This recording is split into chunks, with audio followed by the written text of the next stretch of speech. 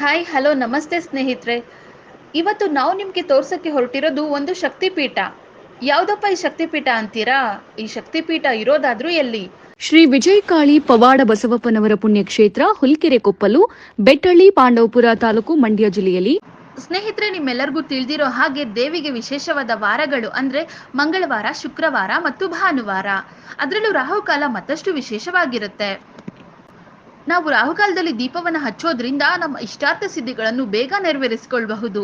ಅರಿಶಿಣದ ಬಟ್ಟೆಯಲ್ಲಿ ಈ ಹರಕೆಯನ್ನ ಕಟ್ಟಿ ತಾಯಿಯ ಗರ್ಭಗುಡಿ ಮುಂಭಾಗದಲ್ಲಿರುವಂತಹ ತ್ರಿಶೂಲಕ್ಕೆ ಕಟ್ಟಿ ಅವರ ಬೇಡಿಕೆಗಳನ್ನ ತಾಯಿಯ ಬಳಿ ಹೇಳ್ಕೊಳ್ತಾರೆ. ಈ ರೀತಿ ಮಾಡಿದ್ರೆ ಅವರ ಕಷ್ಟಗಳನ್ನು ಪರಿಹರಿಸ್ತಾ ಇದ್ದಾಳೆ ತಾಯಿ ಅನ್ನೋದು ಭಕ್ತರೆಲ್ಲರೂ ಹೇಳುವಂತ ಮಾತಾಗಿದೆ. ಇಲ್ಲಿ ಯಾವುದೇ ರೀತಿಯ ಭೇದ ಭಾವಗಳು ಇಲ್ಲ. ಶ್ರೀಮಂತರು, ಬಡವರು ಎಲ್ಲರೂ ಕೂಡ ಈ ಕ್ಷೇತ್ರದಲ್ಲಿ ಒಂದೇ. ಎಲ್ಲಾ ಧರ್ಮದ ಜನರು ಈ ತಾಯಿ ಬಳಿ ಬರ್ತಾ ಇದ್ದಾರೆ. ಅವರ ಕಷ್ಟಗಳನ್ನು ಹೇಳ್ಕೊಂಡು ಅವರ ಸಮಸ್ಯೆಗಳಿಗೆ ಪರಿಹಾರವನ್ನ ಕಂಡ್ಕೊಳ್ತಾ ಇದ್ದಾರೆ.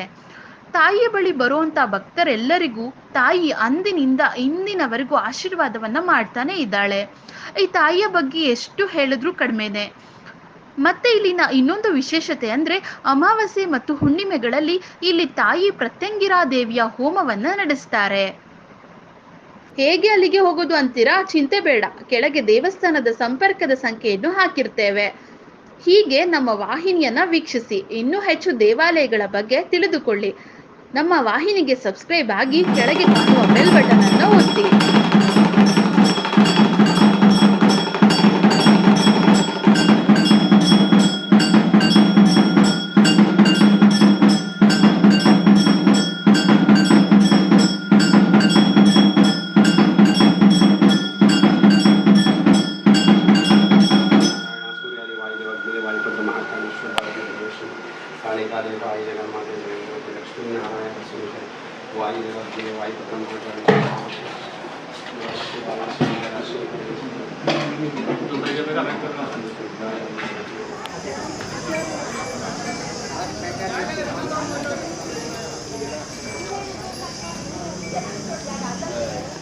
ಸೈಡಾಗೆ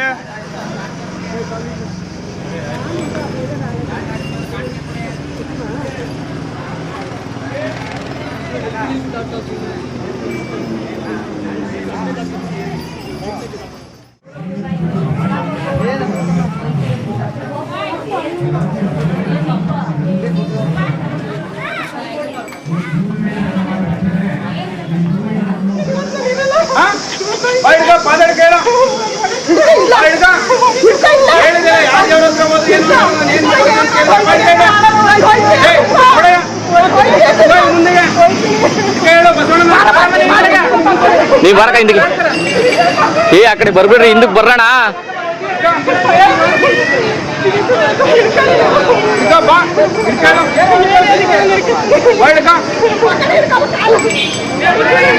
ಬಾರಮ್ಮ ಮುಂದೆ. ಏನ್ ಹೆಸರು ನಿಂದು? ಇಲ್ಲ ಏನ್ ಹೆಸರು? ಸೇರ್ಕೊಂಡು ಎಷ್ಟು ಜನ ಇದ್ದೀರಿ? ಅದು ರಾಜು ಅಂತ ಹೇಳ್ತಿದ್ದೆ.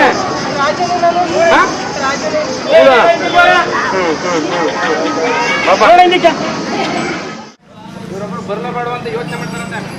ಕೇಳ ಇವನ್ನ ಬಿಡ, ಇವನ್ನ ಬಿಡು ಬಿಡು, ಹೇಳವ್ರು ಬಿಡ್ಬೇಡ. ಇಲ್ಲಿ ಹೋಗೋದು ಮತ್ತೆ ತಿರುಗಿ ಮನೆಗೆ ಶುರು ಮಾಡ್ತಾರೆ. ಬಿಡ ಬಿಡ ಕಾಲ್ಗಣ.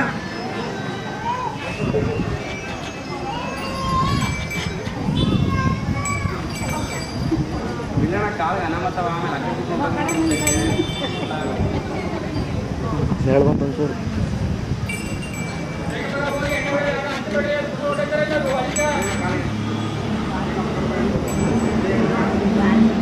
ಕೈ ಅಗಲ ಮಾಡ. ಮಕರ ಬಿಡೋಣ, ಕಾಲೇಣ, ಕೈ ಅಗಲ ಮಾಡ. ಕೈ ಅಗಲ ಮಾಡುತ್ತಂದೆ ಮಲಗಪ್ಪ. ಎದ್ದೇಳ್ಬಿಡ್ರಿ ಅಲ್ಲೇ ರೀ. ತಲೆ ಕೆಳಗೆ ಹಾಕೋಣ, ತಲೆ ಕೆಳಗೆ ಹಾಕೋಣ. ನಮ್ಮ ಕೈ ಹಂಗೆ ನೋವು ಮಳೆ ಅದು ಕಾಲಿಡಿಕ್ಕಿಲ್ಲ, ಮೆಲ್ಲಗೆ ಮುಂಗಾಲಿಡುತ್ತೆ.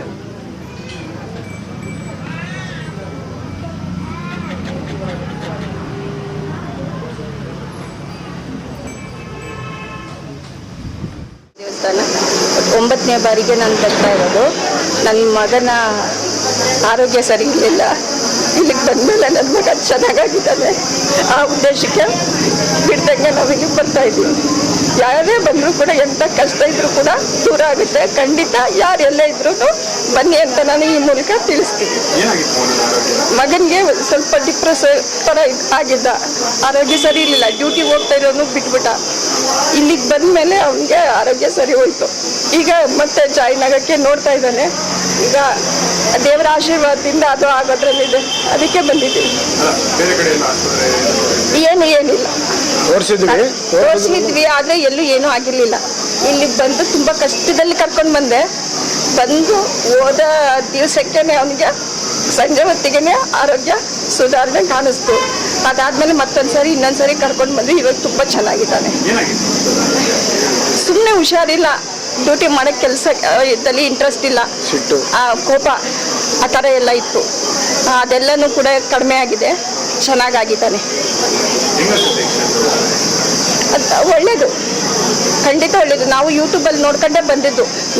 ನಾವು ಬೇರೆ ಕಡೆ ಎಲ್ಲ ಕಡೆನೂ ಸಾಕಷ್ಟು ದೇವಸ್ಥಾನಗಳು ಎಲ್ಲ ಕಡೆನೂ ಹೋಗಿದ್ವಿ. ನಮಗೆಲ್ಲೂ ಕೂಡ ಗುಣ ಕಂಡು ಬಂದಿಲ್ಲ. ಯೂಟ್ಯೂಬಲ್ಲಿ ಸರ್ಚ್ ಮಾಡಿದಾಗ ನಮಗೆ ಈ ದೇವ್ರ ಬಗ್ಗೆ ಎಲ್ಲ ಸ್ವಲ್ಪ ಮಾಹಿತಿ ಸಿಕ್ತು. ಹುಡ್ಕೊಂಡು ಬಂದು ಹೋದ ದಿವಸದ ಸಂಜೆಗೆ ನನ್ನ ಮಗನಿಗೆ ಸ್ವಲ್ಪ ಮಟ್ಟಿಗೆ ಸುಧಾರಣೆ ಕಾಣಿಸ್ತು. ಆದ್ದರಿಂದ ಯಾರೇ ಬರೋರ್ಗು ಭಕ್ತಾದಿಗಳಿಗೆ ಹೇಳೋದಿಷ್ಟೇ, ಖಂಡಿತ ನಂಬಿಕೆ ಇಟ್ಕೊಂಡು ಬನ್ನಿ. ನೀವು ಬಂದ ಮೇಲೆ ನಿಮಗೆ ಅದರ ಒಂದು ಏನು ಪ್ರತಿಫಲ ಇದೆಯೋ ಅದು ನಿಮಗೆ ಅನುಭವಕ್ಕೆ ಖಂಡಿತ ಬರ್ತದೆ ಅಂತ ಹೇಳ್ತೀನಿ. ಖಂಡಿತ ಇದೆ. ಅದನ್ನ ನಂಬ್ಕೋಬೇಕು. ಜನರಲ್ಲಿ ನಂಬಿಕೆ ಇದ್ರೆ ಮಾತ್ರ ಅದು ನಿಮಗೆ ಅದರ ಅನುಭವಕ್ಕೆ ಬರೋದು. ಸುಮ್ಮನೆ ಪರೀಕ್ಷೆ ಮಾಡ್ತೀನಿ ಅಂದ್ಕೊಂಡು ಬಂದರೆ ಖಂಡಿತ ಏನೂ ಆಗಲ್ಲ. ನಂಬಿಕೆ ಇಟ್ಕೊಂಡು ಬಂದರೆ ಎಂಥ ಕಷ್ಟ ಇದ್ರೂ ಕೂಡ ಒಳ್ಳೇದಾಗುತ್ತೆ.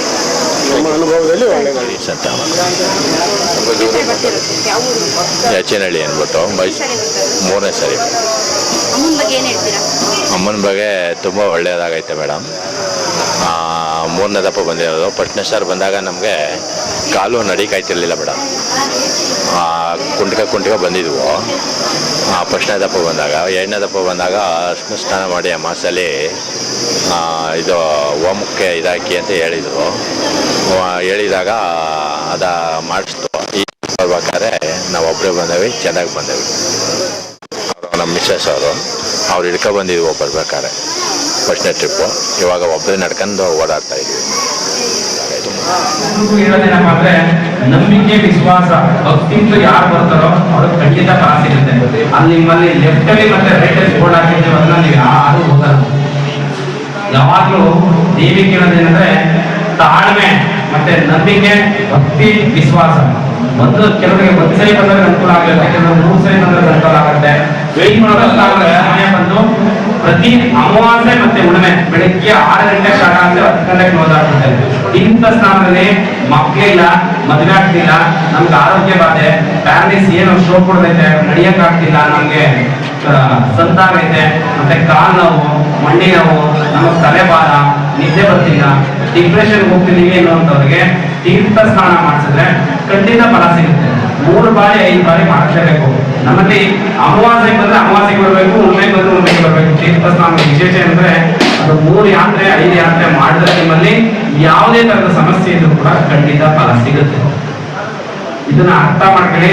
ಮತ್ತೆ ನಮಗೆ ಗೊತ್ತಾಗಿಲ್ಲ ಅಂತೇಳಿ ವಾಗ್ದಾನ, ಅವನೊಂದು ವಾಗ್ದಾನ ಬಂದು ಪ್ರತಿ ಭಾನುವಾರ ಮತ್ತೆ ಅಮಾವಾಸ್ಯೆ ಮತ್ತೆ ಹುಣ್ಣಿಮೆ 12 ಗಂಟೆಯಿಂದ 1:30ವರೆಗೂ ಅವನೊಂದು ವಾಗ್ದಾನ ಇರುತ್ತೆ. ನಿಮ್ಗೆಲ್ರಿಗೂ ಈ ಯೂಟ್ಯೂಬ್, ಇನ್ಸ್ಟಾಗ್ರಾಮ್, ಫೇಸ್ಬುಕ್ ಅಲ್ಲಿ ಮತ್ತೆ ಗೊತ್ತಿಲ್ಲ, ನಾವು ದೇವರನ್ನ ಎಲ್ಲರೂ ಕೂಡ ಹೊರಬಹುದು. ನೀವು ನಮ್ಮಲ್ಲಿ ಜಾತಿ ಭೇದ ಇಲ್ಲ, ದೇವರ ಜಾತಿ ಭೇದ ಯಾವುದು ಬರಲ್ಲ. ಹೆಣ್ಣು ಗಂಡು 2 ಜಾತಿ ಇರೋದು. ನಮ್ಮಲ್ಲಿ ಪ್ರತಿಯೊಬ್ಬರಿಗೂ ದೇವರನ್ನ ಹೊರುವಂತ ಅವಕಾಶ ಪ್ರತಿಯೊಬ್ಬರಿಗೂ ಸಿಗುತ್ತೆ. ಹೆಣ್ಮಕ್ಳು ಕೂಡ ಬರ್ಬೋದು, ಗಂಡು ಮಕ್ಳು ಕೂಡ ಬರ್ಬೋದು. ನಿಮ್ಮಲ್ಲಿ ಎಡಬಲ ನೀವೇನ್ ಅನ್ಕೊಂತೀರೋ ಆಗುತ್ತೆ. ಬೇಗ ಅಂದ್ರೆ ಎಡಾನೇ ಎಡಕ್ಕೆ ಹೋಗ್ತದೆ, ಬಲ ಅಂದ್ರೆ ಬಲಕ್ಕೆ ಹೋಗುತ್ತೆ. ಅದು ವಾಗ್ದಾನ ಇರುತ್ತೆ. 12 ಗಂಟೆಗೆ ಸ್ಟಾರ್ಟ್ ಆಗುತ್ತೆ ವಾಗ್ದಾನ. ದಯವಿಟ್ಟು ಪ್ರತಿಯೊಬ್ಬರು ಹೋಗಿ ನೀವು ಪ್ರಸಾದ ಮಾಡಿ. ಮತ್ತೆ ನಿಮ್ಮಲ್ಲಿ ನಾವೇನ್ ಕರೀತೀವಿ ಅವರ ಲೈನ್ ಪ್ರಕಾರನೇ ಬನ್ನಿ. ಮತ್ತೆ ಬೇರೆ ತೊಂದರೆ ಮಾಡುವಂತ ಕೆಲಸ ದಯವಿಟ್ಟು ಮಾಡಬೇಕು. ಸೋಮವಾರ ಶನಿವಾರ ಪರ್ಸನಲ್ ಇರುತ್ತೆ. ಸೋಮವಾರ ಶನಿವಾರ ಇನ್ನೊಂದು ದಿನ ಕರೆ ಮಾಡೇ ಬರಬೇಕು. ಆ ದಿನ 25 ಜನಕ್ಕೆ ಮಾತ್ರ ನಾವು ಹೇಳೋದು. ಪ್ರತಿ ಸೋಮವಾರ ಶನಿವಾರ ಪರ್ಸನಲ್ ಇರುತ್ತೆ, ಅದು ಎಲ್ಲವೇ 25 ಜನಕ್ಕೆ ಮಾತ್ರ ಹೇಳ್ತೀವಿ. ಆ ದಿನ ಟೈಮ್ನ ಸಮಯನ ಕೇಳ್ಕೊಂಡು ಬರೋದು. ಆ ತಾಯಿ ವಿಜಯ ಕಾಳಿ ನಿಮ್ಮೆಲ್ಲರಿಗೂ ಒಳ್ಳೇದು ಮಾಡಿ.